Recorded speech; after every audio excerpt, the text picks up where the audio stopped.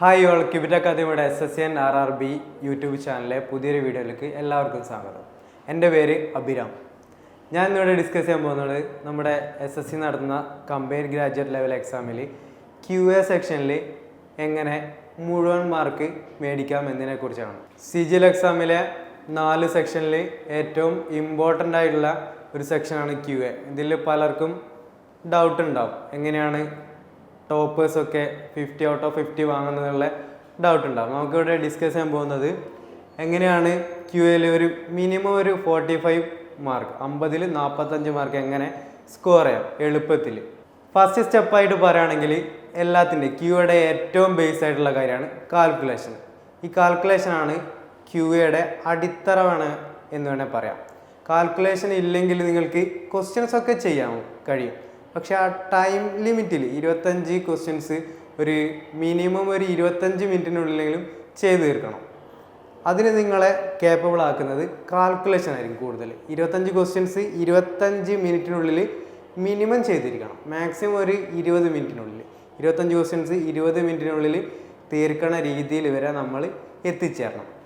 അതിന് നമ്മളെ capable ആക്കുന്നതാണ് calculation. Calculation ഉദ്ദേശിക്കുന്നത് ഫസ്റ്റ് നിങ്ങൾ പഠിക്കേണ്ടത് QAയിൽ കുറച്ച് കാര്യങ്ങൾ ബൈഹാർട്ട് ചെയ്യേണ്ട ആവശ്യമുണ്ട്. അതിൽ ഫസ്റ്റ് പഠിക്കേണ്ടത് ഫ്രാക്ഷൻസ് ആണ്.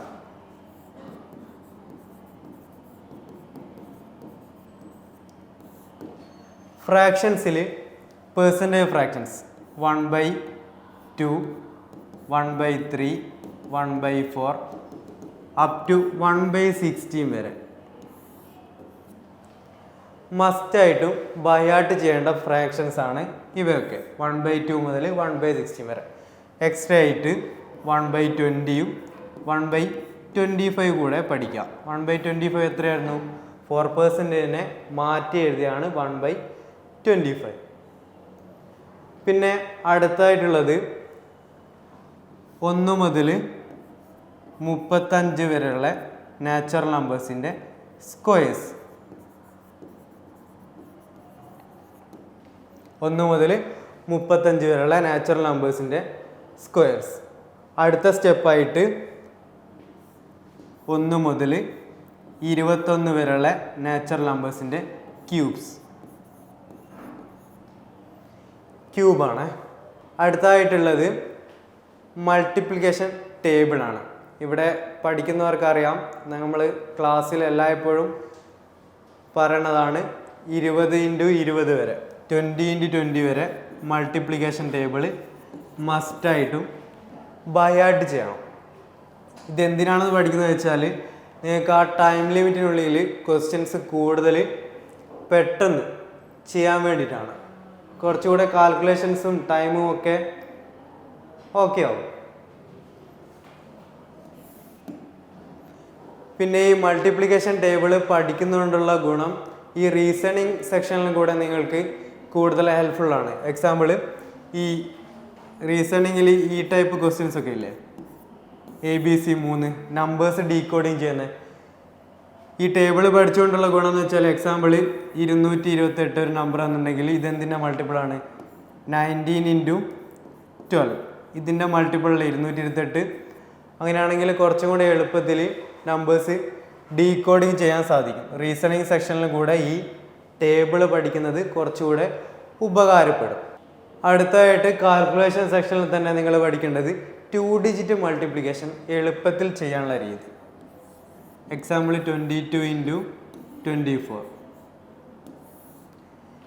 ഈ രീതിയിൽ എളുപ്പത്തിൽ ഒരു ലൈനിൽ തന്നെ എഴുതിയിട്ട് ഏറ്റവും എളുപ്പത്തിൽ കണ്ടുപിടിക്കുന്ന രീതി.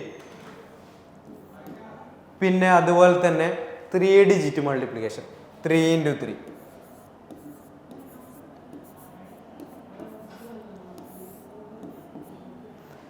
ഇത്രയും കാര്യങ്ങളാണ് കാൽക്കുലേഷൻ സെക്ഷനിൽ നിങ്ങൾ മസ്റ്റായിട്ടും പഠിച്ചിരിക്കേണ്ടത്. ഒന്നുകൂടെ പറയാം, ഫ്രാക്ഷൻസ് 1/2 മുതൽ 1/16 വരെ ഫ്രാക്ഷൻസ് ബൈഹാർട്ട് ചെയ്യുക. രണ്ടാമത് സ്ക്വയേഴ്സ് അപ് ടു 1 മുതൽ 35 വരെയുള്ള സ്ക്വയേഴ്സ്, നാച്ചുറൽ നമ്പേഴ്സിൻ്റെ സ്ക്വയേഴ്സ്. പിന്നെ പഠിക്കേണ്ടത് 1 മുതൽ 21 വരെയുള്ള നാച്ചുറൽ നമ്പേഴ്സിൻ്റെ ക്യൂബ്. പിന്നെ 20x20 മൾട്ടിപ്ലിക്കേഷൻ. പിന്നെ 2 ഡിജിറ്റ് മൾട്ടിപ്ലിക്കേഷൻ, 3 ഡിജിറ്റ് മൾട്ടിപ്ലിക്കേഷൻ. ഇത്രയും കാര്യങ്ങൾ അത്യാവശ്യം ഓക്കെ ആണെങ്കിൽ നിങ്ങൾക്ക് ആ കാൽക്കുലേഷൻ നല്ല രീതിയിൽ സ്പീഡ് ഇമ്പ്രൂവ് ചെയ്യാനൊക്കെ സാധിക്കും. ക്യൂഎസ് സെക്ഷനിലാണ്. രണ്ടാമതായിട്ട് വരുന്നത് ടോപ്പിക് വൈസ് ആയിട്ട് നോട്ട് ഉണ്ടാക്കുന്നത്. ടോപ്പിക് വൈസ് ആയിട്ട് നോട്ട് ഉണ്ടാക്കുക. ഓരോ ചാപ്റ്ററിൻ്റെ ഇപ്പോൾ ഏവറേജ്, പിന്നെ percentage, time and work, time and distance, ഇതിൻ്റെയൊക്കെ കൺസെപ്റ്റ് അടങ്ങിയ നോട്ട് സ്വന്തമായിട്ട് ഉണ്ടാക്കുക. ഇതിൽ സോഴ്സ് പറയുകയാണെങ്കിൽ കിരൺ പ്രീവിയസ് ഇയർ യൂസ് ചെയ്യാം, അല്ലെങ്കിൽ നിങ്ങൾ ഏതെങ്കിലും കോച്ചിങ് ഇൻസ്റ്റിറ്റ്യൂട്ട് പഠിച്ചിട്ടുണ്ടെങ്കിൽ അവരുടെ കൂടെ കമ്പൈൻ ചെയ്ത് എഴുതുക. എവിടെ നിന്നൊക്കെ സോഴ്സ് നിങ്ങൾക്ക് കിട്ടുമോ അതൊക്കെ കൂടെ കമ്പൈൻ ചെയ്തിട്ട് ഒരു നോട്ട് ഉണ്ടാക്കിയെടുക്കുക. ടോപ്പിക് വൈസ് നോട്ടാണ്. അതിൽ തന്നെ നിങ്ങളിപ്പോൾ എക്സാമ്പിൾ ഏവറേജ് എഴുതുകയാണെങ്കിൽ ഏവറേജിൽ തന്നെ ഈ നാച്ചുറൽ നമ്പേഴ്സിൻ്റെ സംസ് 1 മുതൽ n വരെയുള്ള നാച്ചുറൽ നമ്പേഴ്സിൻ്റെ സമ്മ്, പിന്നെ 1 മുതൽ 1 square, 2 square, 3 square up to n square വരെയുള്ള സമ്മ്, പിന്നെ എന്തൊക്കെ കാര്യങ്ങൾ ഏവറേജിൽ ഡീവിയേഷൻ മെത്തേഡ്, പിന്നെ മിസ്സിങ് ഏവറേജ്, റീപ്ലേസ്മെൻറ്റ് ഏവറേജ്, ഇതൊക്കെ അടങ്ങിയ നോട്ട് വിത്ത് എക്സാമ്പിൾ ക്വസ്റ്റ്യൻസ് കൂടെ യൂസ് ചെയ്യുക. ഈ ഡീവിയേഷൻ മെത്തേഡ് യൂസ് ചെയ്യുന്ന ക്വസ്റ്റ്യൻസ് കൂടെ ആ നോട്ടിൽ ഉൾപ്പെടുത്തി ഒരു നോട്ട് ഉണ്ടാക്കുക. എക്സാമ്പിൾ ഏവറേജിൻ്റെ ഭാഗത്തു നിന്ന് നോട്ട് ഉണ്ടാക്കുന്ന ടൈമിൽ നിങ്ങൾ കൺസെപ്റ്റൊക്കെ എഴുതി കഴിഞ്ഞിട്ട് അവസാനം ഒരു 3-4 പേജ് വേക്കൻ്റ് ആയിട്ട് വെക്കുക. അതെന്തിനാണെന്ന് വെച്ചാൽ നിങ്ങൾ ഈ മോക്ക് ചെയ്യുന്ന ടൈമിലൊക്കെ നിങ്ങൾക്ക് നല്ല ക്വസ്റ്റ്യൻസ് ഒക്കെ കിട്ടും. നല്ല ക്വസ്റ്റ്യൻസ് അല്ലെങ്കിൽ വെറൈറ്റി ആയിട്ടുള്ള ഒരു കൺസെപ്റ്റ് ഇതൊക്കെ കിട്ടുകയാണെങ്കിൽ ആ വേക്കൻ്റ് ആയിട്ടുള്ള പേജിലേക്ക് അത് മാറ്റി എഴുതുക. ഇത്തരം കാര്യങ്ങളാണ് രണ്ടാമത്തെ പോയിന്റ് ആയിട്ടുള്ള ടോപ്പിക് വൈസ് നോട്ടിൽ. ഇനി മൂന്നാമത്തെ പോയിന്റ് ആയിട്ട് പറയുകയാണെങ്കിൽ practice PYQs, previous year question papers maximum practice ചെയ്യുക. എവിടെ നിന്നൊക്കെയാണ് പ്രീവിയസ് ഇയർ ക്വസ്റ്റ്യൻസ് പേപ്പർ കിട്ടുക? കിരൺ പ്രീവിയസ് ഇയർ ഉണ്ടാകും, ബുക്ക് ക്വാണ്ടിറ്റി ക്യൂയുടെ, പിന്നെ പിന്നാക്കിൾ പ്രീവിയസ് ഇയർ ഉണ്ടാകും. ഇതിൽ നിന്നൊക്കെ മാക്സിമം പ്രീവിയസ് ഇയർ ക്വസ്റ്റ്യൻസ് ചെയ്യാൻ ശ്രമിക്കാം.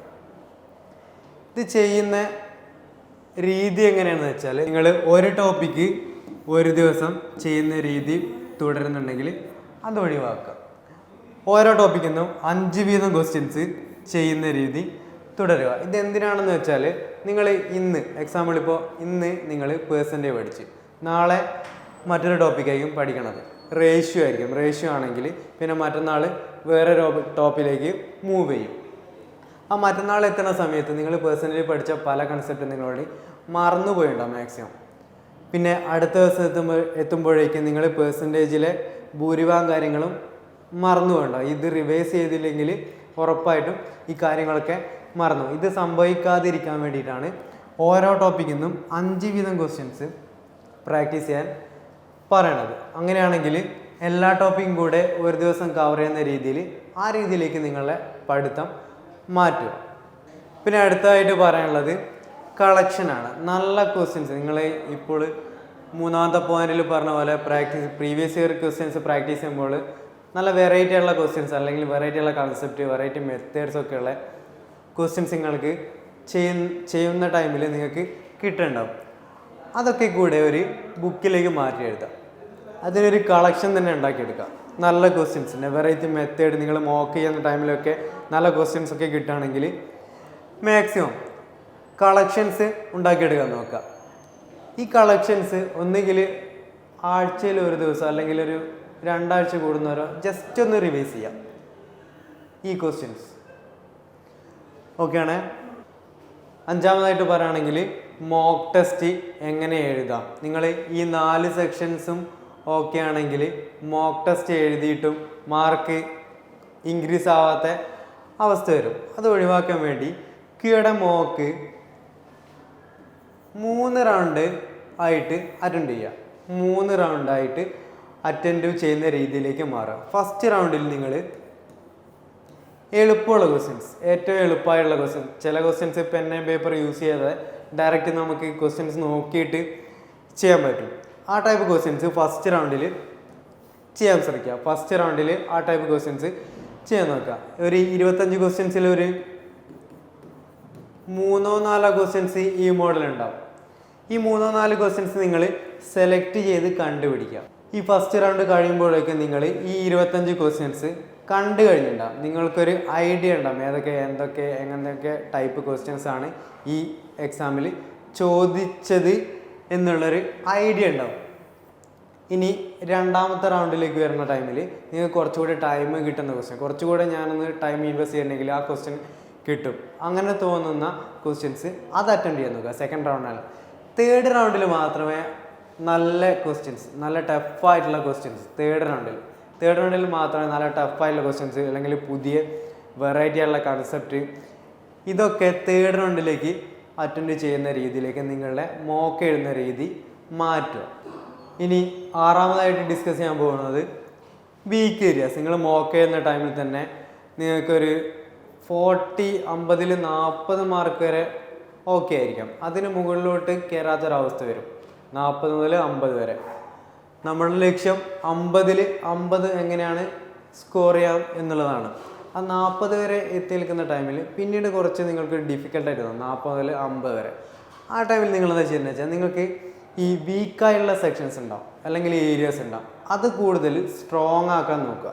എക്സാമ്പിൾ ഇപ്പോൾ പുതിയ പാറ്റേൺ വെച്ചിട്ടാണ് ഈ റേസിൻ്റെ ക്വസ്റ്റ്യൻസ്, എലക്ഷൻ്റെ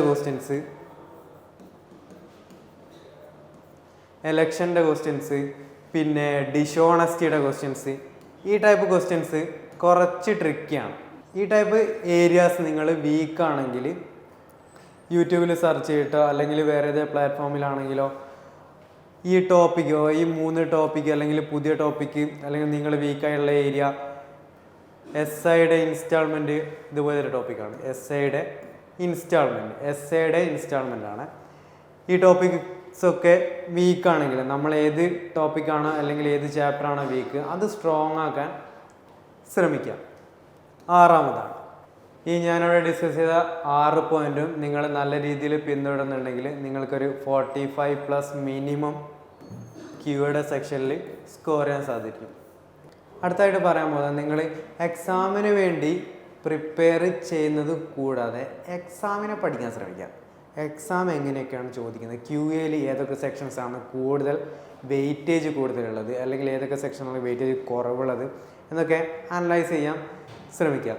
കഴിഞ്ഞ വർഷത്തെ CGL CHSL exam tier 1 analyse ചെയ്താൽ നിങ്ങൾക്ക് മനസ്സിലാവും.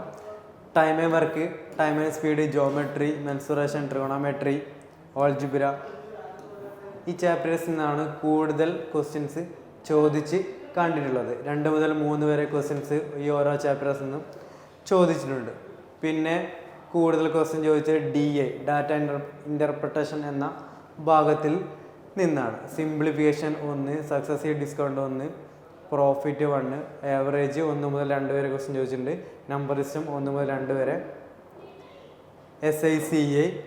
അടുത്തതായിട്ട് നമുക്ക് ടയർ 2ൽ ഏതൊക്കെ ചാപ്റ്റേഴ്സിലാണ് കൂടുതൽ ക്വസ്റ്റ്യൻ ചോദിച്ചത് എന്നുള്ളത് നോക്കാം. ടയർ 2 നോക്കുകയാണെങ്കിൽ കൂടുതൽ ക്വസ്റ്റ്യൻ ചോദിച്ചത് statistics, probability, time and distance, mensuration, trigonometry, simplification, average, ഈ ഭാഗത്തിൽ നിന്നാണ് കൂടുതൽ ക്വസ്റ്റ്യൻസ് ചോദിച്ചിട്ടുള്ളത്. 2023 ടയർ 2 എക്സാം, CGL ടയർ 2 എക്സാമിൽ ഈ ചാപ്റ്റേഴ്സിൽ നിന്നുമാണ് കൂടുതൽ ക്വസ്റ്റ്യൻസ് ചോദിച്ചിട്ടുള്ളത്. ഇത്രയും കാര്യങ്ങളാണ് ഈ വീഡിയോയിലൂടെ ഇന്ന് ഡിസ്കസ് ചെയ്യാനുള്ളത്. എല്ലാവരും നന്നായി പഠിക്കുക. നമുക്ക് അടുത്ത വീഡിയോയിൽ കാണാം.